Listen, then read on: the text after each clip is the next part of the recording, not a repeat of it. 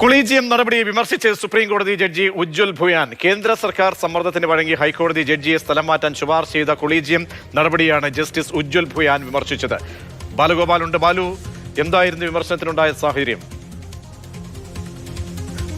പ്രതീക്ഷ, സുപ്രീം കോടതി കൊളീജിയത്തിന്റെ നടപടി വിമർശിച്ചാണ് ഇപ്പോൾ സിറ്റിംഗ് ജഡ്ജി ഉജ്ജ്വൽ ഭുയാൻ ഈ അഭിപ്രായ പ്രകടനം നടത്തിയിരിക്കുന്നത്. അദ്ദേഹം പറഞ്ഞത് ഈ കേന്ദ്ര സർക്കാരിന്റെ മറ്റേ സമ്മർദ്ദത്തിന് വഴങ്ങി ജഡ്ജിമാരുടെ സ്ഥലം മാറ്റത്തിൽ സുപ്രീം കോടതി കൊളീജിയം തീരുമാനം എടുക്കാൻ വേണ്ടി എടുക്കരുതെന്നാണ് അദ്ദേഹം ആവശ്യപ്പെട്ടിരിക്കുന്നത്. നേരത്തെ ഈ മധുരപുരം ഹൈക്കോടതിയിലെ ജഡ്ജി അതുൽ ശ്രീധരൻ മേനോനെ ഈ അലഹബാദ് ഹൈക്കോടതിയിലേക്ക് കേന്ദ്ര സർക്കാരിന്റെ സമ്മർദ്ദത്തെ തുടർന്ന് മാറ്റുവാൻ വേണ്ടി സുപ്രീം കോടതി കൊളീജിയം തീരുമാനിച്ചിരുന്നത്.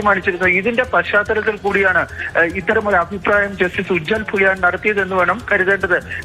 അദ്ദേഹം പറഞ്ഞത് ഈ നിഷ്പക്ഷമായി പ്രവർത്തിക്കേണ്ട ഒരു സംവിധാനമാണ് ഈ കൊളീജിയം. അവിടെ ഈ കേന്ദ്ര സർക്കാരിന്റെ സമ്മർദ്ദത്തിന് വഴങ്ങുന്നു എന്നൊരു പ്രതീതി ഉണ്ടാകുന്നത് തെറ്റായ സന്ദേശമായിരിക്കുമെന്നും ഉജ്ജ്വൽ ഭുയാൻ ഒരു പൊതുചടങ്ങിൽ സംസാരിക്കവേ അഭിപ്രായപ്പെടുകയുണ്ടായി. ശരി, ബി ബാലഗോപാലാണ് വിവരങ്ങൾ നൽകിയത്.